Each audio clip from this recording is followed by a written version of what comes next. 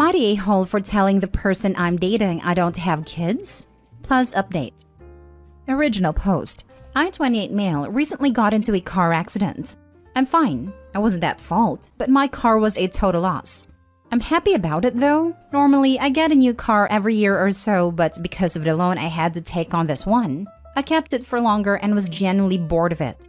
My insurance paid me out for the wreck, and with savings and the insurance money, I dropped cash on a used Assign FRS. For those unaware, it's a little two-door stick-shift sports car. The problem starts with the girl I'm seeing, Jen, 24 female, and her son Zeke, 3. I was showing Jen the car, how much I liked it, and that it was a goal for a long time to buy a car of this caliber in cash. She got in, saw the back seats, and said, "Wow, you really can't fit anyone back there, even a kid." I said, "Yeah, but it's really just me driving it, so I don't need a big car. And I don't have kids, so I really didn't need to be sensible." She immediately got out of the car and asked if Zeke meant anything to me. I said Zeke was awesome. He's a great kid, but he's not mine. She asked if I was even ready for the responsibility of a kid, and I said Zeke is the only one I've spent this much time with, but I've only been dating her 4 months and have known him for 2, so I really hadn't thought of him as more than her kid. She said I was seriously immature and acting like a teenager with my stupid car and grow up. I haven't talked to her at all since that conversation, which was yesterday, but she's texted me a few times letting me know how she feels. Her brother also let me know I needed to man up and start taking things seriously. The most confusing part is she drives a Honda Pilot, a whole SUV. So if I need to shuttle Zeke around, I can use her car, and I'm never alone with him anyway. Now for the top comments before reading the update. Not the a-hole. Honestly, for a short time you all have been dating, you shouldn't have even met this kid yet, let alone be making long-term financial decisions with him in mind. I really didn't want to. I've been child-free by choice, but I really liked her, so I decided to give it a chance. She called me one night to change a tire. I showed up and a 3-year-old was staring at me. We clicked, as I have 43 cousins and a lot have kids, but it's just because he's a kid, and I would be a massive prick to be like, "Get the heck away, you little turd." You are child-free? Dude, run. I don't date parents anymore. This one wants a father for a kid. I have no problem with kids or even being a stepdad if that ever came around. I'm just not actively trying to have kids of my own. I say child-free because it's easier than explaining I've been surrounded by babies and young kids my entire life, and I'm perfectly fulfilled not having my own. But if a future paper has them/wants them, I have no issue fathering or caring for a child. No need to explain your reasons. This Looney Tune called you awful names to lecture you about adult choices. Laughable. Also, her brother can tell that baby daddy to man up, not a young kid she's known for 4 months. Bullet dodged, son. Not the a-hole. Not the a-hole. Good choice in cars. Might not be the best choice in girlfriends. Now for the update. Because I want to just get it out there, lol. The accident happened 2 weeks ago. I bought a new car on Monday, and this all happened Thursday night. After she blew up, I never replied to her texts that night. I was upset and wasn't in the headspace to calmly talk about what happened. So I smoked some weed, played GTA, and fell asleep. I worked today, Saturday, and wasn't able to check my phone. I work at a shop building high-performance cars on Saturdays, so I need all my focus going to clients that spend $20,000+ on these things. I came home and had a small conversation via text with her, where I then made this post. After, I told her over text I'm not selling the car, but in a few months I'll finance a truck since I need one to tow the boat. I promise I'm not rich, just professionally poor. I buy junk and fix it up. And she did not think this was an acceptable response. I left it alone again and went to my parents' house to hang out with them and relax. She called me, absolutely hammered drunk, and went on a 20-minute ramble about the choices I make in my life and how she expected me to be a better person. I don't want to get this post banned from the subreddit, so I'll just say I no longer have to worry about being Zeke's stepdad or what Jen thinks about my automotive situation. I really liked her, so it's kind of a bummer, but these comments and her phone call opened my eyes to a big pot of marinara flag she was cooking. That's really the only update I have. I really hoped it'd be more dramatic, lol. I went into this thinking Opie hid the fact that he had kids from his girlfriend or something. But yeah, I'm on his side for this. 4 months is incredibly short, and expecting him to basically adopt her kid after that is daft. It's not like he wasn't open to it, but this is the equivalent of demanding someone marry you basically. Meeting Zeke within the first 2 months of dating says a lot. Opie wants a relationship, Mom wants a family. She's already judging his actions through a "why aren't you thinking about our kid" lens. And even had her brother call him to man up. For Pete's sake, it isn't even his kid. That call should have been to the baby daddy. 4 months, and she wants him to be the daddy already? That's dodgy as hell. Glad he got out of there. I find it strange that he even met the kid after only 2 months. That's just a recipe for that child developing attachment/abandonment issues. I have single-parent friends who won't let a potential partner meet their kids for at least 6 months, and after a conversation that established boundaries and deciding to be fully committed. My mom took me on dates with her, and she let her dates try to parent me when I was an older kid, like 10 or 11. When I was younger, I never met anyone, and I would have preferred if she had continued that. She had odd taste in men. My mom took me on her first date with my stepdad. He was/is an amazing guy and took on the role wholeheartedly. But it does bother me a little to think that he was more or less emotionally manipulated into being a dad. I guess in the end, it just makes me love him more. Now for the second story.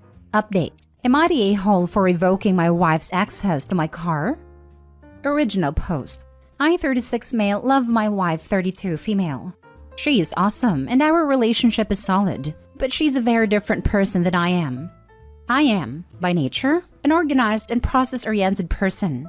I work as a project manager and my life is focused around structure, planning, deadlines, etc. My wife is the opposite. She's a creative type with a great career in advertising. Nothing about her life is organized. Everything is haphazard and somewhat chaotic. But this is what makes her good at her job.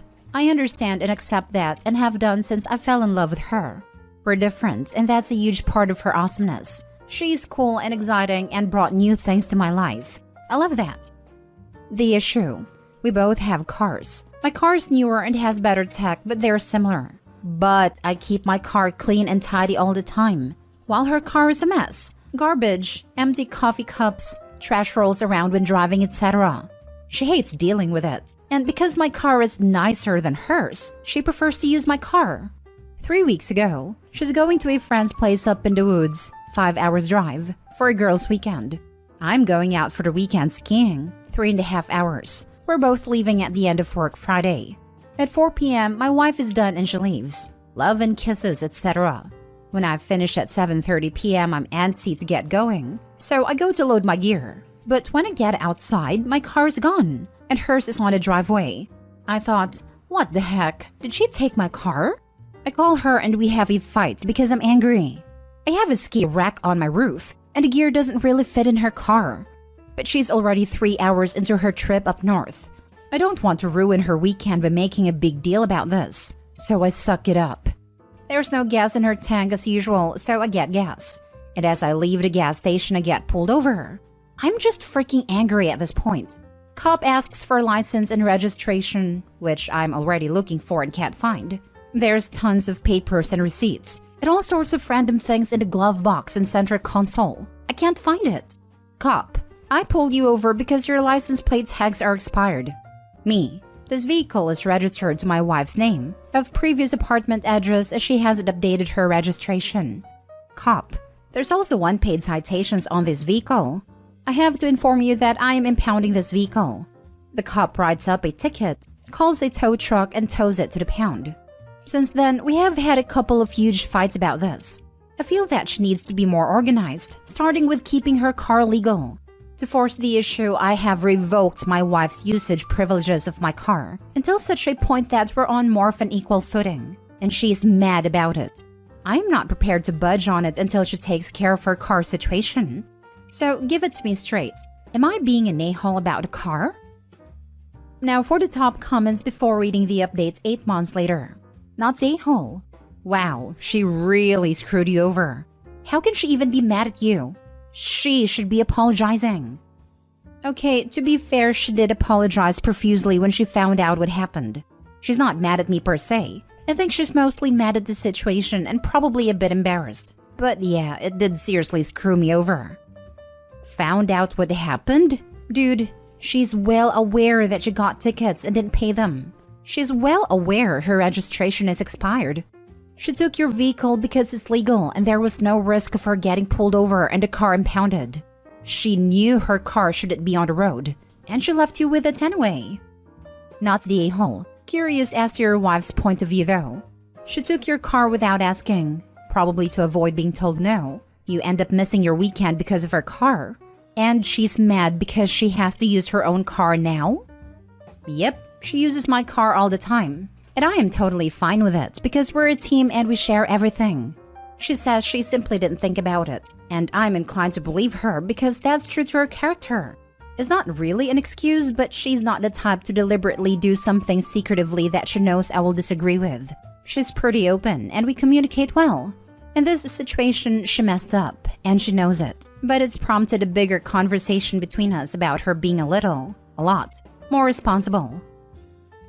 And now for the update. Hi everyone! It's been a while and I've had a lot of requests for an update. A lot has happened in the past 8 months. This issue really opened up a huge can of worms that I am having a hard time knowing what I want to do moving forward with. Bear with me, this is long. So here's what happened since this post. Important context, we never joined our finances. We have separate bank accounts where pay goes into, and a joint account that we both put our monthly funds to cover joint expenses. And it's been working fine for years. We also have separate accounts for things like cell phones, car insurances, and other stuff that we had before we got together. Retrieval of her car. 1. I've never had a car towed before, so didn't really know what to do. And holy smokes, this was a complete crap show. I called the number for the impound lot, and they informed me that before I could get the car back, we needed to pay off all the citations, get the car compliant, etc. Of course, the DMV doesn't open till Monday, so I'm without car all weekend. 2. Monday. We got into the DMV to sort this out. I find out that there are 47 unpaid tickets for my wife's car, going back for almost 2 years, which cost over $1,500 to clear out. I was dumbfounded. I almost exploded and asked what the heck is going on here. And she basically started crying, saying she knew it was an issue but didn't realize it was this bad. 3. She didn't have enough money to pay for the tickets because her credit card is maxed out, which was news to me too. She has a $10,000 credit limit on her card, so I paid it off. 4. Then we tried to change her registration from her old address to our address, which prompted a whole other issue. Her insurance has lapsed. I didn't know this either. So we had to get on with her insurance company to get that sorted out. While going through this process, I discovered that her premium was literally 4 times more than mine, and they insisted on a full payment upfront for the 12-month period, which was $4,800. 5. To get everything complete and a car to be released took 3 days. Then we went to the pound to get a car. $375 towing fee, plus a $90 per day storage fee, so $825 needing payment. Again, I had to pay because she couldn't afford it. We get home and I'm just fuming. This just cost me about $7,000 in a few days. Our first real fight. After we get home from picking up the car, I am just beyond frustrated and angry at this entire situation and need to have clearing of the grievances with her. This blew up over 4 hours to the biggest fight we've ever had. I thought we had fights before, but this was different. It was relationship existential. It really opened my eyes to the real issue, that being I actually don't really know who she is anymore. So many skeletons came out of the closet in this 4-hour roller coaster of emotions. Here's the highlight. Her money situation. 1. I was surprised that her credit card was maxed out its $10,000 limit. She makes great money, about $25,000 more annually than I do. So her lack of money was unexpected. Then I asked her how much debt does she have in total. At this point, I only know of the $10,000 credit card debt I learned about a few days beforehand. 2. I learned that she had 6 credit cards. All of them are basically maxed out. Total credit card debt is $24,000, all with high interest. 3. She also had 3 store cards all maxed out. Total scorecard debt is $2,500. 4. I also learned she had a line of credit for $18,000, also maxed out. 5. She also owes to various friend and family members, about $8,000. 6. Her total debt is $52,000. 7. She makes the monthly minimum payments only, on everything. At this point, I am shocked and reeling. I can't believe it. I feel physically sick. I didn't know about any of this, and I'm at a loss as to why I don't know. I don't even know who she is anymore. We've been married 2 years, together for 5.5 years. When we moved from dating to a relationship, we had a pretty big talk about core values and what was important to be aligned on before getting really involved. Obviously, things like being exclusive are key, but I also said that financial security and being debt-free are very important to me. I made some stupid decisions in my early 20s that hurt me financially, and I had to work hard to get out from under that. I said I have 3 pillars that I wanted to build a future with her on. These were deal breakers. If she's not 100% on board, then we shouldn't continue dating because I was falling in love and I didn't want to go further unless there was a future. 1. Cheating in any form is a deal breaker. 2. Financial irresponsibility is a deal breaker. 3. Family. I want to have kids. I reminded her of this in the fight, and she said that I had come on too strong at that point about financial irresponsibility. She already had most of the debt at that point and decided to not say anything at that moment, which she acknowledged was a mistake because she thought I would have broken up with her there and then. Then she kept hiding it because she wanted to try and rectify it before I found out, but she couldn't. She also pointed out that I never asked about her financial situation, which is true. I didn't. So that was where we were. At this point, I was pretty upset, and I have to leave the house. So I left and went to stay at a friend's house for the night, which ended up being a couple of weeks in the end. The next morning when I woke up, I felt devastated. I had to take some time off work because I couldn't think straight. I kept racking my brains to understand how this happened. How did I not know? How did I not see the signs or evidence? I felt betrayed. It was like I had been cheated on, but somehow worse. I couldn't bring myself to speak to her for the first few days because I was so upset and or angry. I am not usually a very emotional person, so this was difficult to process. I would go from rage to tears to rage to despair in a few minutes. I didn't trust myself around anyone to not be a raging a-hole. She was blowing up my phone asking me to talk to her and come home, but I couldn't. Eventually, I asked my friend to call her and tell her to give me some space and time, which she did. But later on that day, I had her brother and both parents also reach out to me to see if they could speak. I politely declined and said I need time. Obviously, she was going through a tough time too and reached out to them for help. The last 6 months have been hard, but we're working through it. We're both committed to that. But I am still struggling with the enormity of the situation. I still can't help feeling betrayed. I have lost a lot of trust in her, but we're in a couples therapy to get through this. She's trying really hard to make it work, correct her mistakes, and work on being a more organized and reliable person. I see that. She's made some real major changes in how she runs her finances. She's taken debt counseling sessions and is following those teachings quite diligently and being really transparent with her situation. In the last 6 months, she's consolidated all the cards into one loan and canceled all her old cards. The debt is down to $14,000 since this all started, so this is all super positive. So I am hopeful this has a good ending.